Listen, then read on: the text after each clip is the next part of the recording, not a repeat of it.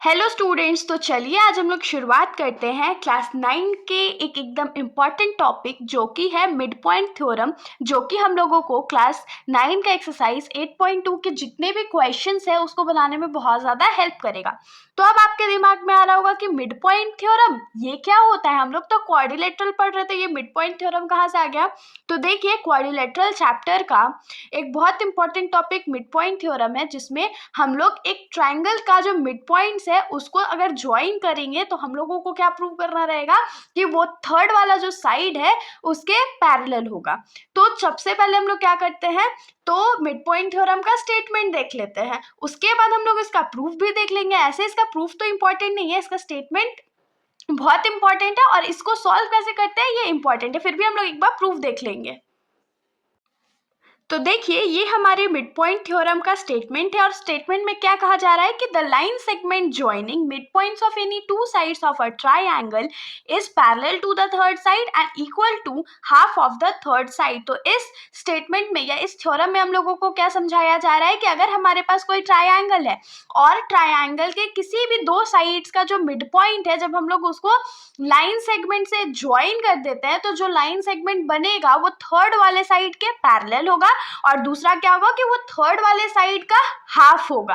अब ऐसे तो समझ में नहीं आएगा, एक फिगर हम लोग बना करके देख लेते हैं।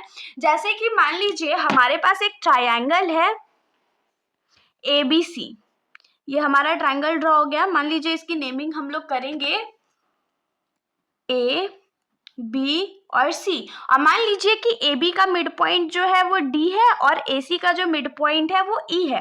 अब अगर जब भी हम लोग D और E को ज्वाइन कर देंगे तो इससे हम लोगों को क्या मिलेगा कि DE जो होगा, ये वाला जो लाइन सेगमेंट है वो थर्ड वाले साइड के पैरेलल होगा।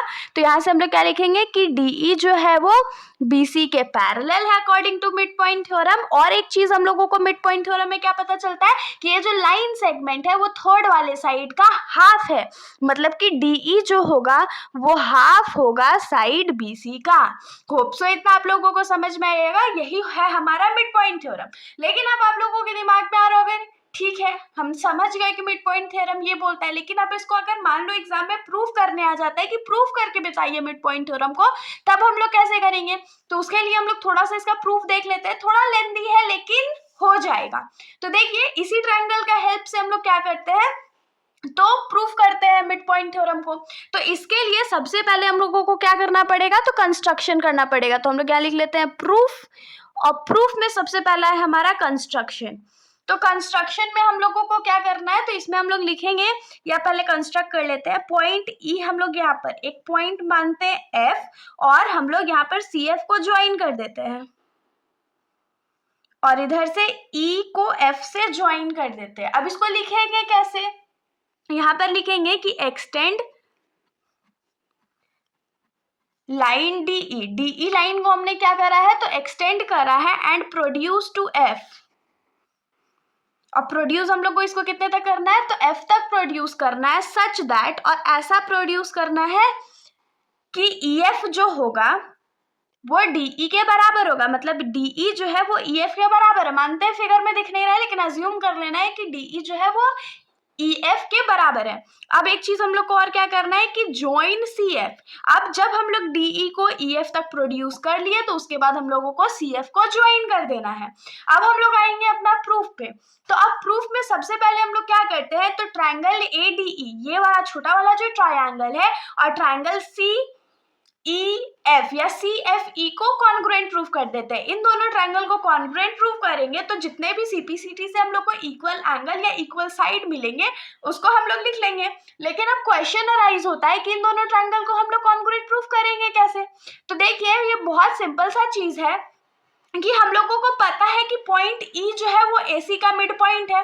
AC का मिड पॉइंट है तो यहाँ से हम लोग लिख पाएंगे ना कि E जो है वो EC के बराबर है।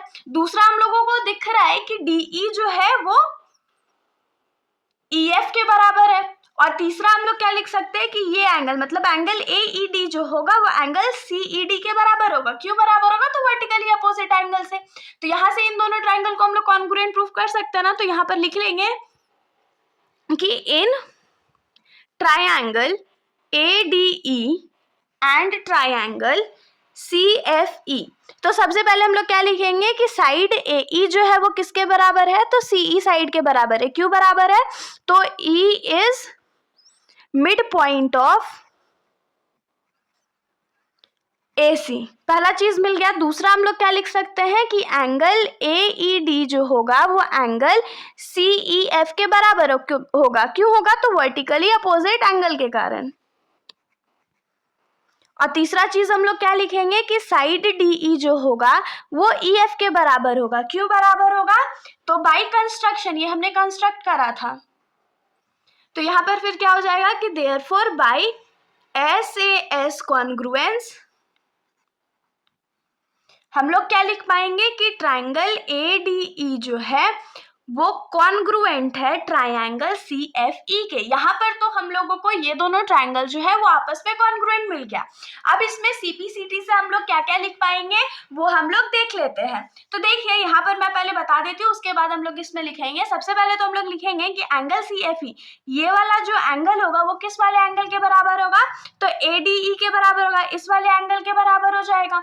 उसके बाद दूसरा चीज हम लोग क्या लिख पाएंगे कि एंगल FCE जो होगा वो एंगल DAE के बराबर होगा।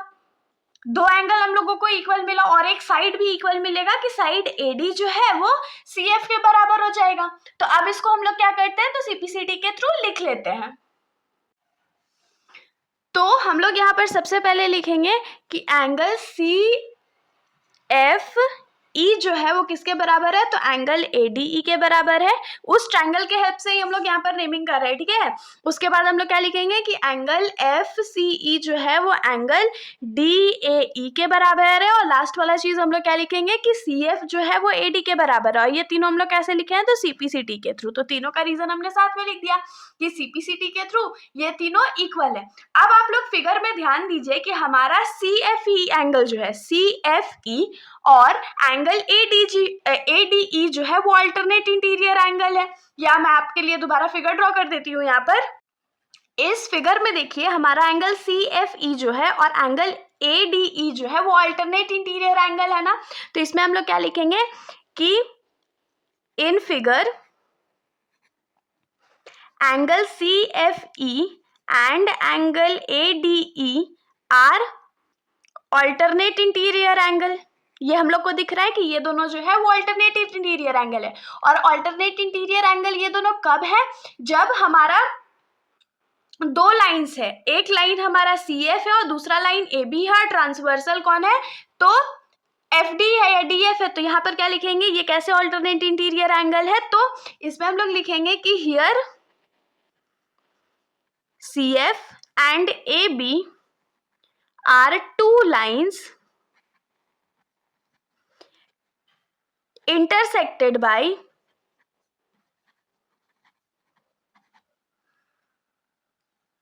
a transversal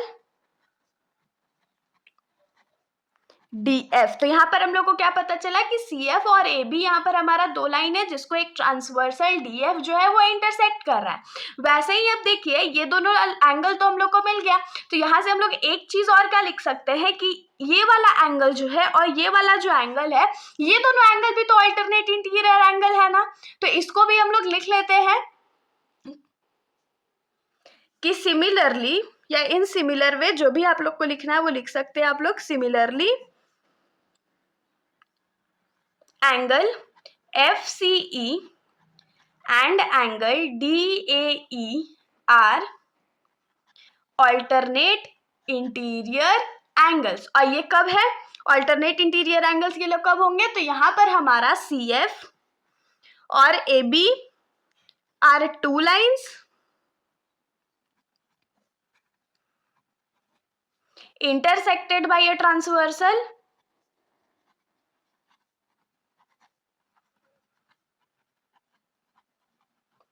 AC। यहाँ पर AC हमारा क्या है, तो एज अ ट्रांसवर्सल काम कर रहा है। तो अब इन दोनों सिचुएशन से हम लोगों को क्या पता चला कि CF जो होगा वो AB के पैरेलल होगा।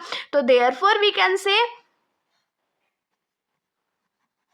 कि CF जो है वो AB के पैरेलल है। मतलब यहाँ से हम लोगों को क्या मिल गया कि AB जो है वो CF के पैरेलल है, ये हम लोगों को मिल गया। और हम लोगों को ये ऑलरेडी पता था कि DE जो है, ओ अच्छा ये हम लोग तो प्रूफ कर लेंगे, चलिए। तो CF AB के पैरेलल मिल गया। अब हम लोग क्या लिखेंगे कि अगर CF जो है वो AB के पैरेलल है, इस पूरे वाले लाइन के पैरेलल है, तो CF जो होगा वो BD के भी तो पैरेलल होगा ना। तो हम लोग यहाँ पर लिखेंगे कि now CF is also parallel to BD, और CF PD के पैरेलल है, और हमने ये ऑलरेडी प्रूव कर रखा था कि CF जो है वो BD के इक्वल भी है, हमने ये ऑलरेडी प्रूव कर रखा था।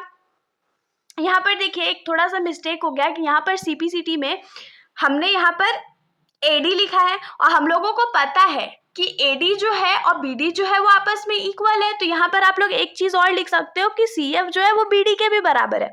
क्यों BD के बराबर है? क्योंकि AD जो है वो BD के बराबर है, क्योंकि D मिड पॉइंट था AB का, तो मिड पॉइंट था, तो AD BD के बराबर होगा। तो यहाँ पर ये आप लोग ऐड कर लेना। तो ये क्या हो जाएगा कि CF जो है वो BD के बराबर है। तो यहाँ से अगर CF BD के पैरेलल है और CF BD के इक्वल है, तो हम लोग यहाँ से क्या लिख पाएंगे कि देयरफॉर BD FC जो है वो एक पैरेललोग्राम है। तो यहाँ से हम लोग को क्या मिल गया कि BD FC जो है वो एक पैरेललोग्राम है। अब हम लोग क्या लिखेंगे कि since BD FC is a parallelogram, BDFC parallelogram है, तो BDFC अगर पैरेललोग्राम है तो हम लोग क्या लिख सकते हैं कि BC जो होगा वो DF के पैरेलल होगा, और BC जो होगा वो DF के इक्वल भी होगा, क्योंकि पैरेललोग्राम का अपोजिट साइड जो होता है वो आपस में इक्वल होता है और पैरेलल भी होता है। तो यहाँ पर हम लोग लिख लेंगे कि since BDFC is a parallelogram, तो देयरफॉर BC जो है वो पैरेलल है हमारे DF के, और BC जो है वो इक्वल भी है DF के।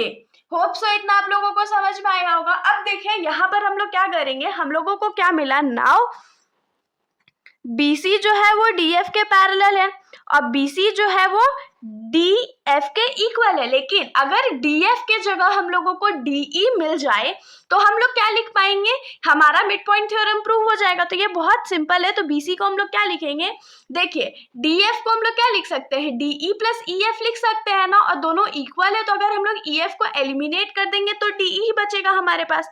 तो यहाँ पर क्या लिखेंगे कि DF को जो है वो DE प्लस EF है, अब BC इज इक्वल टू क्या हो जाएगा, DE plus DE। DE plus DE क्यों हो जाएगा, क्योंकि DE जो है वो EF के इक्वल है, इसीलिए हमने यहाँ पर EF को हटा दिया। अब यहीं पर हम लोग इसको थोड़ा सा एडजस्ट कर देते हैं, जैसे कि DE प्लस DE क्या हो जाएगा, BC is equal to 2DE। तो यहाँ पर अगर इधर 2 हम लोग भेज दे तो ये क्या हो जाएगा, BC divided by 2 is equal to DE।